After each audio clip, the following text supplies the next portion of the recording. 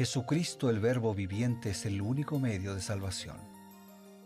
Él es el centro del pensamiento de nuestra vida, la fuente y la autoridad de la doctrina. El principal propósito de la vida de Cristo fue la obediencia a los mandamientos, exaltando la ley de Dios como un reflejo de su carácter. El principal mensaje a ser predicado en el mundo, basado en Apocalipsis 14, está representado por 3 ángeles llevando el Evangelio eterno al mundo entero. Este mensaje se basa en los encantos inigualables de Cristo y declara que la hora del juicio ha llegado y llama a obedecer los mandamientos de Dios. Mediante su palabra, Dios ha comunicado a los hombres el conocimiento necesario para la salvación. Las Santas Escrituras deben ser aceptadas como dotadas de autoridad absoluta y como revelación infalible de su voluntad. Y aunque el canon de las Escrituras inspiradas está cerrado, el Espíritu Santo continúa iluminando, amonestando y confortando al pueblo de Dios a través del testimonio de Jesús, el Espíritu de profecía. El camino a la vida se traza a través de un camino angosto que debe ser recorrido con confianza a las promesas que Dios dejó a hombres y mujeres fieles que dedicaron sus vidas hasta la muerte por el Evangelio eterno. Los fundadores de la Iglesia soñaron con el día en que la revelación sería una realidad en sus vidas.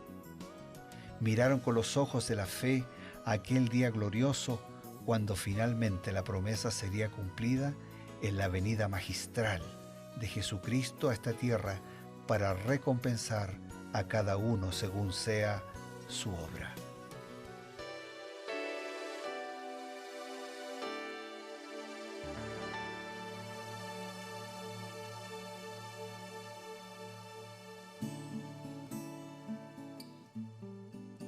Queridos amigos, una vez más nos encontramos por señal de nuevo tiempo, la señal de esperanza. Esto es Creed en sus profetas, el programa que dedicamos a un propósito. Queremos estudiar la palabra de Dios y queremos complementar a otro programa que podríamos decir es un programa hermano que se trata de Reavivados por su palabra y que tiene un contenido muy similar. El añadido de Creed en sus profetas es que analizamos los consejos inspirados del Espíritu de profecía. Y bueno, cada día tenemos siempre la grata presencia del pastor Bruno Razo, que nos acompaña justamente para presentarnos el consejo inspirado. Muchas gracias, Pastor Ever, y lo hacemos animados, así confiados y seguros en que la promesa de Dios pueda cumplirse. Cuando Él dijera a través de la Escritura que creyendo en Él estamos seguros y creyendo en sus profetas seremos prosperados. Por eso en el análisis bíblico y profético, hoy nos detenemos en el capítulo 25 del libro de Job. La respuesta de Bildad a Job, ¿no es cierto? Ellos están argumentando, como parte de su argumento, le está queriendo decir Bildad a Job, mira, tú estás intentando justificarte. Y entonces le dice ahí en el versículo 4 del capítulo 25, le dice, mira, el hombre no puede ser justificado delante de Dios. Es una verdad innegable. ¿No es cierto? Solo que él la está utilizando para acusar a su amigo. Ahora, esta verdad innegable también nosotros tenemos que aplicarla a nuestra vida. ¿Qué nos dice la inspiración a través de Elena White sobre esta verdad de que nadie puede ser justificado delante de Dios, o cómo en realidad podría ser justificado el hombre delante de Dios? Es una muy buena introducción.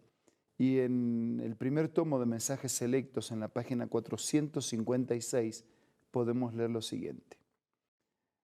El pecador solo puede ser justificado mediante la fe en la expiación efectuada por el amado Hijo de Dios, que se convirtió en un sacrificio por los pecados del mundo culpable. El pecador solo puede ser justificado mediante la fe en la expiación efectuada por el amado Hijo de Dios, que se convirtió en un sacrificio por los pecados del mundo. Esto fue lo que entendió Lutero, ¿no? Cuando él estaba subiendo arrodillado la escalera, la escala santa, pensando que por sus penitencias él podía ser justificado. Algunos piensan que es por las penitencias, por las limosnas, por las ofrendas, por las obras buenas que hacemos. Y todo eso tiene su lugar. Está bien que tengamos obras de caridad y obras de bien para los demás, pero son valiosas cuando son el resultado de la salvación. Claro. O sea, yo no hago eso para salvarme, sino hago eso porque soy salvo, porque acepté la salvación en Dios. Entonces Lutero le vino a la mente así como un rayo de luz el pasaje bíblico que dice, mas el justo por la fe vivirá.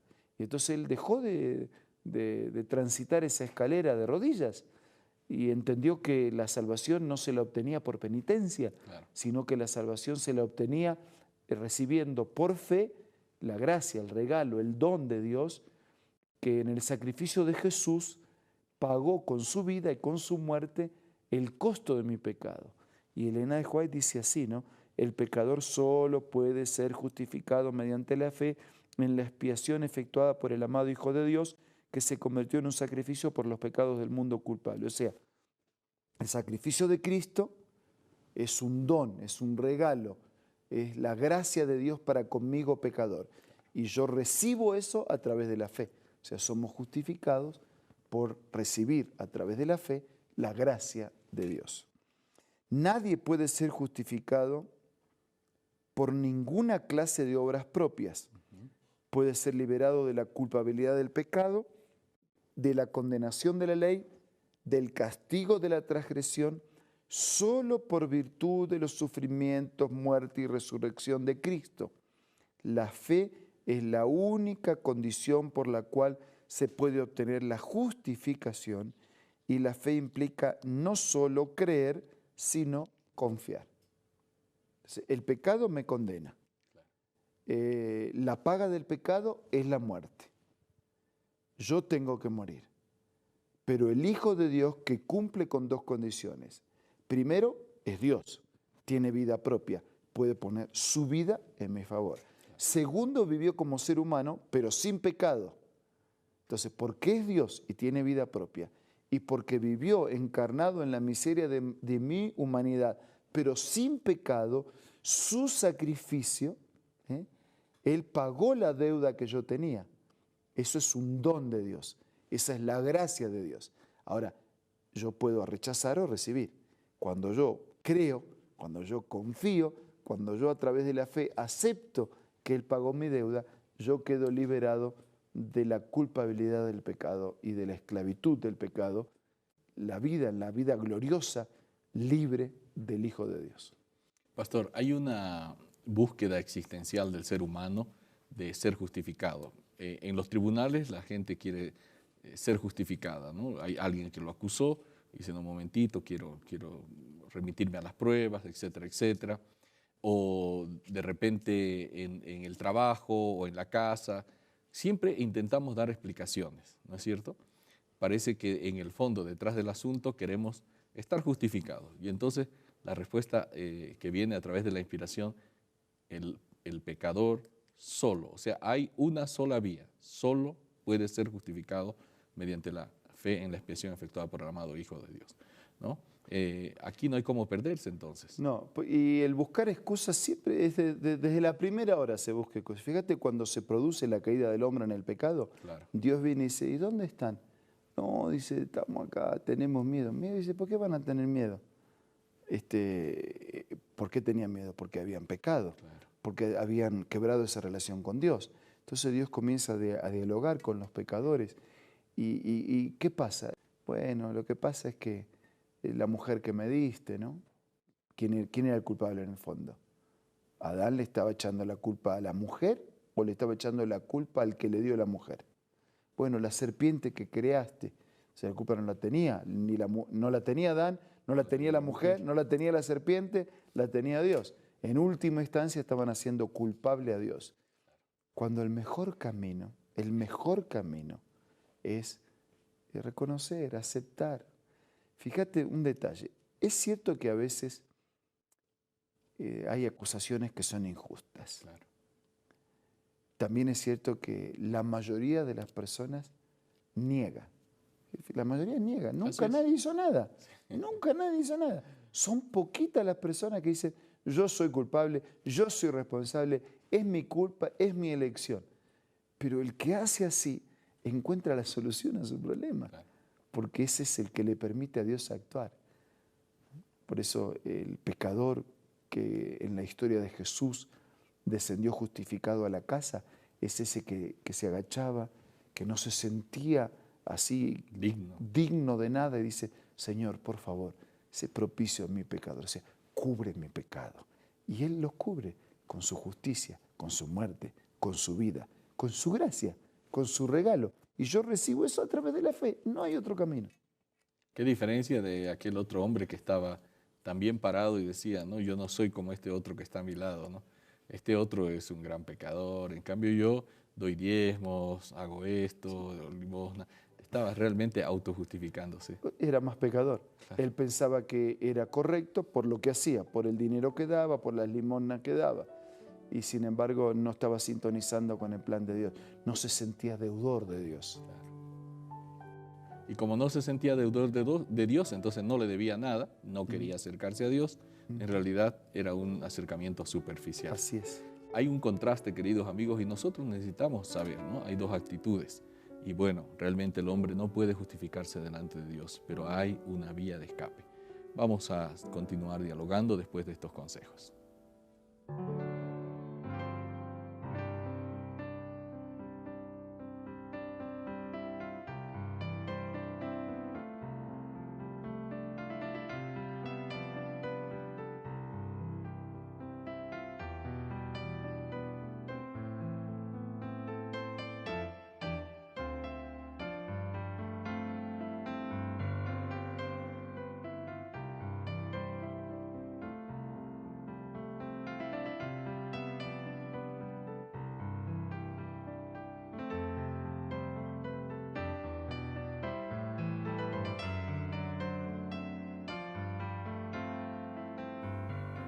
Hola, ¿qué tal? ¿Me acompañas a leer otra cita de los escritos de Elena White? Esta se encuentra en el libro Consejos para los Maestros y dice así: Nunca ha sido mayor que hoy la necesidad que tiene el mundo de enseñanza y curación. Está lleno de necesitados que requieren nuestra atención: los débiles, los impotentes, los ignorantes, los degradados. La continua transgresión del hombre durante casi 6.000 años ha producido enfermedad, dolor y muerte. Multitudes están pereciendo por falta de conocimiento. Mira, estos libros y otros pueden ser parte de tu biblioteca personal y te invito a que los puedas adquirir. Descarga el aplicativo Elena G. de White del App Store o del Play Store.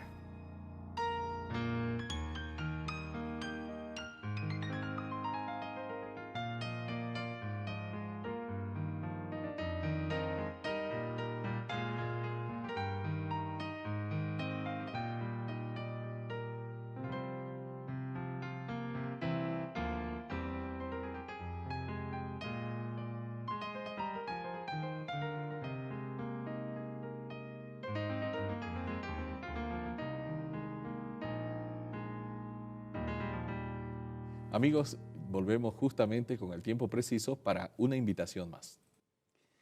Y para recordar que el justo por la fe vivirá. Por eso los invitamos de corazón a aferrarnos a través de la fe del don, de la gracia, de los méritos de aquel que murió para que nosotros podamos vivir. Ahora vamos a orar.